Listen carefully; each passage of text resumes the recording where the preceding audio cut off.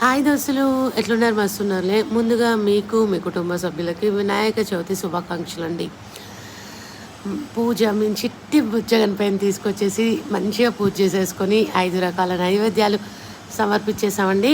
చాలా బాగా జరిగింది పూజ. నాకు మస్తు అంటే మస్తు హ్యాపీ ఫీల్ అయినా నేను.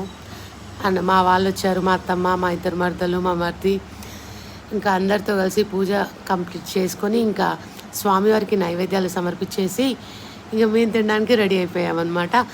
ఇంకా నైవేద్యాల విషయానికి వస్తే పులిహోర, దద్దోజనం, పాయసం, మినపగారెలు అండ్ ఉండ్రాళ్ళు అనమాట.